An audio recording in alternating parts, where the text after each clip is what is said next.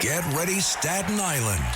The Ferry Hawks host the Hagerstown Flying Boxcars. Tonight at 7 p.m., it's soccer night, and kids glow around the bases postgame. Saturday at 6:30, it's Broadway night with postgame fireworks and Broadway rave. Sunday at 1:30, it's Military Appreciation Day, and the kids run around the bases. A great day out for the entire family. Kids run the bases after every Sunday home game. Want the best seats all season? Get more Ferry Hawks for only $63. Visit ferryhawks.com now to lock in your seats.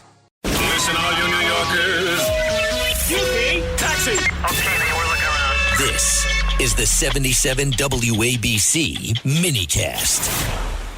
Breaking news, WABC. And good evening. President Trump has announced the U.S. and Iran have reached a peace deal. And so we'll see what will happen. Folks, you knew in your heart of hearts that this president in particular, would get the deal done. But pardon me if I still don't trust Iran. They go back far too often on their word. Too many details still to be worked out. We'll see what happens. 800-848-9222. This as the country of Israel slamming this deal as bad and stating that it fails to address security concerns.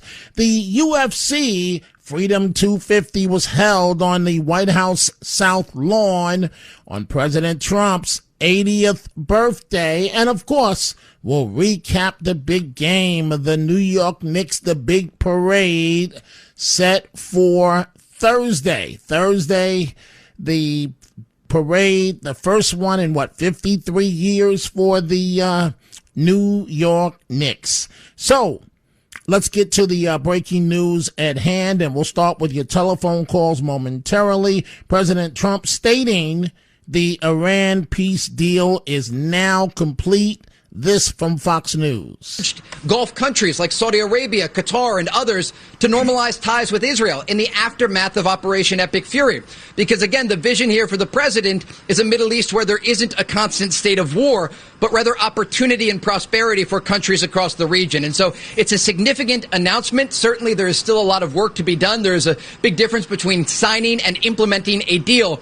But this is a major first step toward peace in the region, and the president has gotten this deal across the finish line that will now immediately open the Strait of Hormuz, free those vessels that are currently trapped in the Persian Gulf, and now enter into these detailed negotiations on Iran's nuclear. And so that's the part that bothers me, the detailed negotiations on Iran's nuclear capabilities. We'll see what happens. But I want you to listen to this before we start with your calls. And we're going to begin with Michael in New Jersey momentarily. Vice President J.D. Vance on this deal. Well, first of all, I do think it's a big moment for the United States of America, thanks, of course, to the president's leadership and the hard work of the entire team. Three things that I think are important for the American people just to appreciate about what this deal does for all of us as Americans. Number one, this is the immediate opening of the Straits of Hormuz and, of course, the lifting of the naval blockade that we've had on Iran along with it. The number two thing that it means is that Iran will never have a nuclear weapon, and not just pursue a nuclear weapon, but procure or try to buy a nuclear weapon as well. That's built into this agreement. And then the third thing is, and this only happens, to be clear, if Iran delivers on their promise. And so there's an approach here where we verify and where there are real benefits so long as Iran meets their end of the obligation. But if the Iranians comply with this deal, it is going to fundamentally transform the Middle East for the next 50 years. It's going to end the war. It's going to make the Middle East more investable. It's going to mean a lot of prosperity, lower energy prices for the American people. This region of the world has been a basket case for my entire life and longer than that. And what the president has really set us to do is to certainly eliminate the nuclear threat of Iran. That's done. But now possibly to build to a new era of Middle East prosperity and success where it's not a region of the world where the United States has to worry about so much, but where, frankly, we can generate a lot of prosperity for the American people out of that region. That's a very, very big win, and it all happened because the president stuck with it. So this is going to be very interesting.